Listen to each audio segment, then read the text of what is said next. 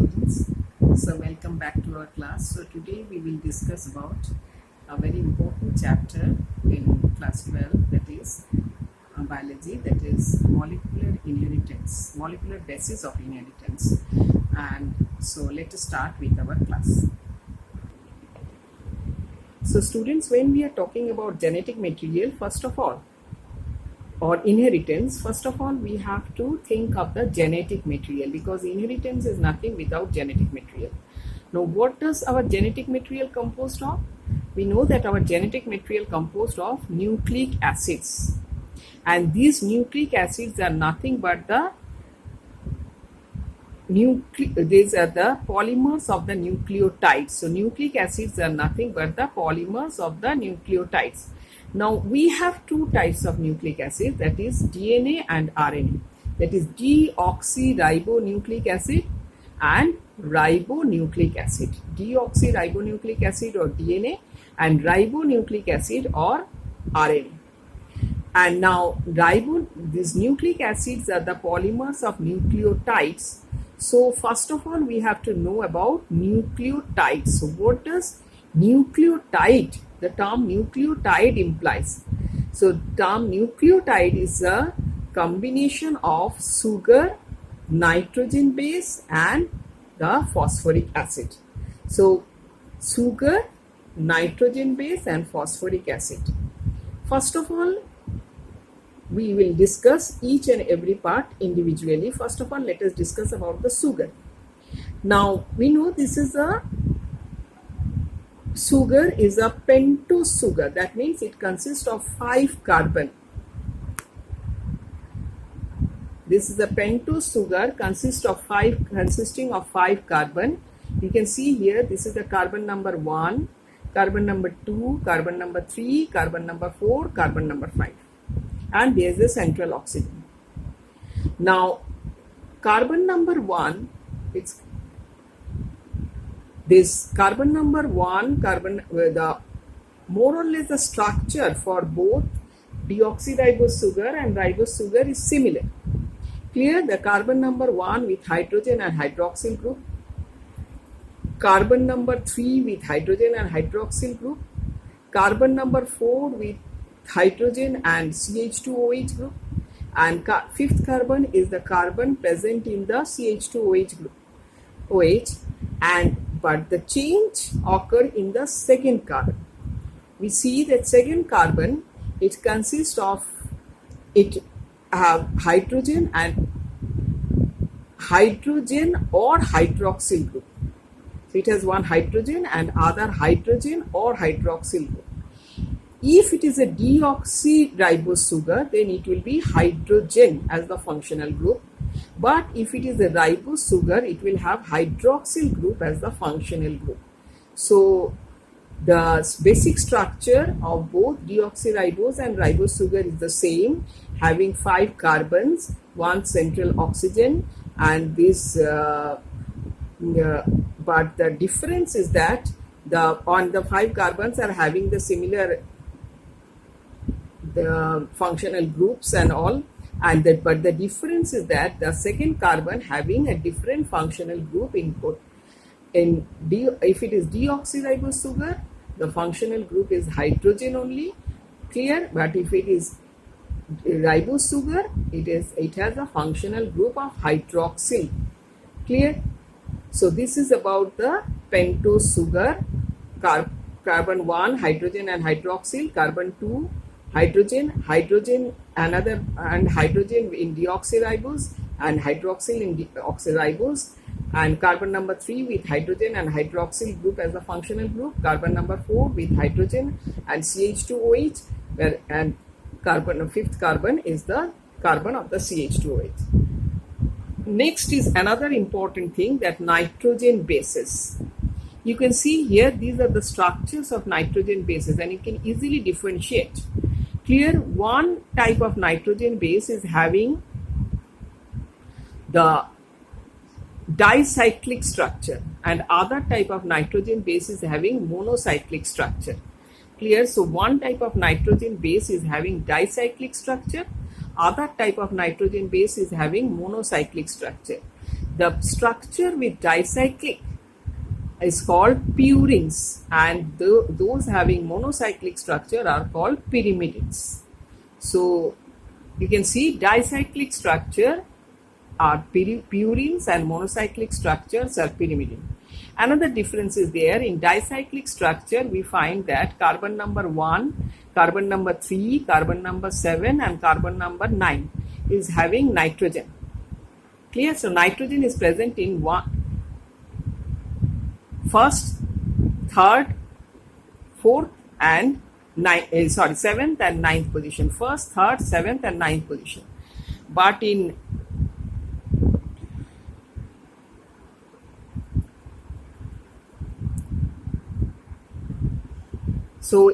purine, nitrogen is present in first, third, seventh and ninth position, and in pyrimidine, nitrogen is present in the first and third position. Clear? Another difference is there in purine. Now, when this purine or pyrimidine binds with this sugar, clear? They binds with the carbon number 1. Now, in case of purine, the carbon number 1 of the sugar binds with the the nitrogen present in the ninth position of purine. But in case of pyrimidine, carbon number 1 binds with the nitrogen present in the third position of the pyrimidine. So in case of pyridine, carbon number 1 of sugar binds with the nitrogen present in the ninth position, but in case of pyrimidine, carbon number 1 of the sugar binds with the nitrogen present in the third position. Now, what are the purines? Purines are adenine and guanine. So it is a structure of adenine you can see, and there is guanine also. And pyrimidines are cytosine, thiamine, uracil. This is the structure of thiamine. There are uracil is present in RNA, and we know cytosine and thiamine is present in DNA. Otherwise, all three are present in both RNA and DNA. So these are the nitrogen bases. Another important thing is there, that is the phosphoric acid, another constituent of the nucleotide. You can see H3PO4. This is P, and these are the 3 hydrogen and 4 oxygen. Clear? Now, when phosphoric acid binds with the sugar, it binds with the 5th carbon of the sugar. It binds with the 5th carbon of the sugar, and we know that 5th carbon has a hydroxyl group, and these two hydroxyl group releases one water and forms CH2O, and that is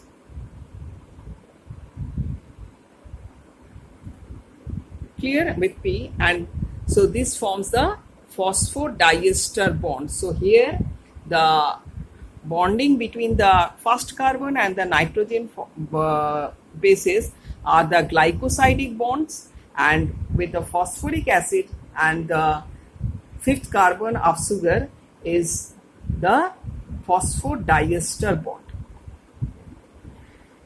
Now, another term is there you often heard of, that is the nucleoside. NuCleoside. What is nucleoside? When the sugar binds with nitrogen base only. Here you can see here the sugar binding with nitrogen base only, then it is called nucleoside. Now the names are very typical here, and you have to go through the name thoroughly because the name implies whether it is a nucleoside or nucleotide or it is a nitrogen base. So suppose the nitrogen base is adenine. Now what will be the nucleoside? When it is in DNA, it will be deoxyadenosine. Clear? Or nucleoside. But if it is in RNA, it will be simply adenosine. Now, suppose the nitrogen base is guanine. When it is in DNA, it will be deoxyguanosine. In RNA, it is simply guanosine. Suppose it is cytosine. In deoxyribonucleic acid, it will be deoxycytidine. In RNA, it will be cytidine. And for thymine, in deoxyribonucleic acid, DNA, it will be deoxythymidine. And for uracil, in RNA, it will be uridine. So name implies whether it is a nucleoside or it is nitrogen base. And another thing is there, that is and now we will go for nucleotide. So we know that when the nitrogen base, so you can see here, this is a nucleotide. So this is the sugar. This is the first carbon, which is bind to the nitrogen present in the 9th position of purine by glycosidic bond, and this is the 5th carbon, which is bind to the phosphoric acid, clear, by phosphodiester bond, and since it is adenine, clear, so this is deoxyadenosine monophosphate. So when it is nucleotide, the name changes. Absolutely, it will be deoxy, that means this sugar, adenosine, that means clear, sugar with that nucleoside, deoxyadenosine, and monophosphate, or it can be called as deoxyadenylic acid, or it can be called as deoxyadenylic acid. Similarly, there will be deoxyguanosine monophosphate or guanylic acid, deoxycytidine monophosphate or cytidylic acid, deoxythymidine monophosphate or thymidyllic acid. For RNA, it will be adenosine monophosphate or adenylic acid, guanosine monophosphate, cytidine monophosphate, or uridine monophosphate. So these are so be careful with the names, because name implies whether it is a nitrogen base or it is a nucleoside or it is a nucleotide. So nitrogen base, suppose nitrogen base is adenine, its nucleoside will be in DNA it will be deoxyadenosine, clear, in RNA it will be adenosine, in nucleotide it will be deoxyadenosine monophosphate, RNA it will be adenosine monophosphate. So likewise the name implies whether it is the nitrogen base or nucleoside or nucleotide. So be careful with the names, clear. Now this is about the nucleotide. We have more or less completed the concept. I have got a concept about the nucleotide, and next we will see that these nucleotides actually forms the nucleic acids, which are the DNA or RNA. So these nucleosides, when joined together, clear, they forms numerous nucleosides, form a polymers. That's a polymerization of numerous nucleosides. Nucleotides forms the nucleic acid, DNA or RNA. Now we know that DNA is the more or less common genetic material. So we will first go through the structure of DNA. So another thing we know that basic genetic material, a common genetic material is DNA, and this complex structure of DNA was not deciphered in a single day. There are numerous series of successive investigations which ultimately led to the structure of DNA which we know today. So let us have a look about the history of the discovery of DNA. So the most common genetic material or universal genetic material is DNA. We know, except some certain viruses, DNA is the most common genetic material. Now, how we came to know the structure of DNA? It is the series of discoveries which ultimately led to the structure. Ultimately led to structure of DNA, and these are, first of all, you can see here measure. Measure first of all found, there are several others also, but not, we will start from one you have to start, and this measure, he concluded that the acidic part in the nucleus is the DNA. And then Chargaff, by his calculations, he found several conclusions. He made several conclusions, of which he found that amount of adenine in a piece of DNA is always equal to amount of thymine, and amount of cytosine is always equal to amount of guanine. So in a piece of DNA, amount of adenine is equal to amount of thymine, and amount of cytosine is always equal to amount of guanine. Another thing he found that adenine is always binds with thymine, and that also by 2 hydrogen bonds, and cytosine always binds with guanine, and that also by 3 hydrogen bonds. Third conclusion, he found that adenine plus guanine by cytosine plus thymine is always equal to 1. So third conclusion is that adenine plus guanine by cytosine plus thymine is equal to 1.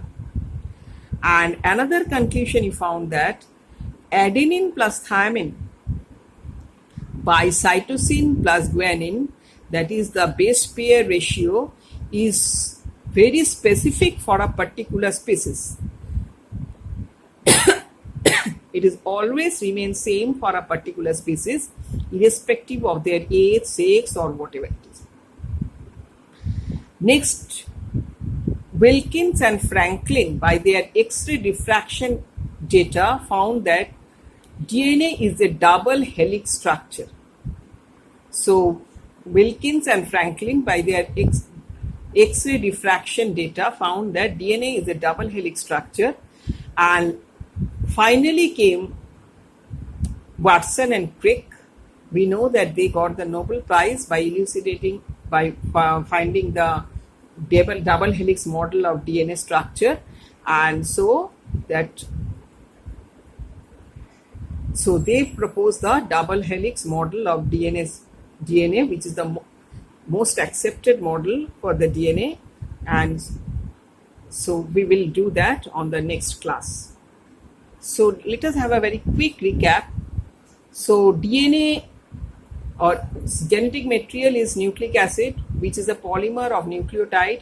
Each nucleotide contains a pentose sugar, and that pentose sugar, it is 5 carbon, and the difference between deoxyribose and ribose sugar is that the second carbon in deoxyribose have hydrogen as functional group, but in ribose sugar it has hydroxyl as the functional group. And we have the nitrogen bases. Clear, the nitrogen bases are of 2 types, purine and pyrimidine, dicyclic nature purines and monocyclic nature pyrimidine, with and this first carbon of the sugar, clear, binds with the nitrogen of the 9th position in purine or 3rd position in pyrimidine, clear. And there is another part, that is the phosphoric acid, that is H3PO4, the phosphate with oxygen, hydroxyl and hydroxyl group, and this phosphoric acid binds with the 5th carbon of the sugar by phosphodiester bond, which forms by the 5th carbon of the sugar, that is CH2OH, and that carbon and this hydroxyl group with a release of water molecule. Clear? So this phosphodiester bond is formed, and the nucleosides are the nitrogen base plus sugar, which may be deoxyadenosine or in DNA, or adenosine in RNA, likewise others deoxyguanosine, and likewise the names will be. And when this nucleotide combines with the phosphoric acid, we call them nucleotide. So there is a nucleotide where the sugar, you can see sugar, there is the nitrogen base forming nucleoside, and this nucleoside when binds with the phosphoric acid, it forms the nucleotide. Clear? This first carbon of the sugar binds with the nitrogen base by glycosidic bond, and the fifth carbon of the sugar binds with the phosphoric acid by phosphodiester bond. So that forms the nucleotide. Clear? The name, this nucleotide will be called as deoxyadenosine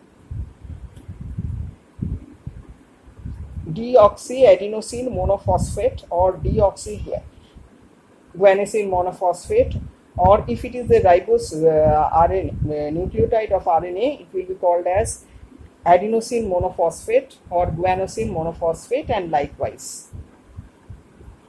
And DNA, the basic genetic material is DNA, and the structure of DNA has been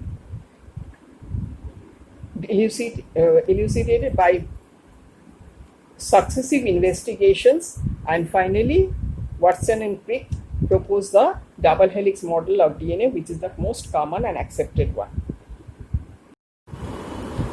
Students, one thing I want to rectify is that in pyrimidine, the nitrogen which actually binds with the first carbon of sugar is not the third, present in the third position, but it will be in the nitrogen present in the first position. Clear? So it is the nitrogen present in the first position of the pyrimidine binds with the first carbon of the sugar. Okay, thank you.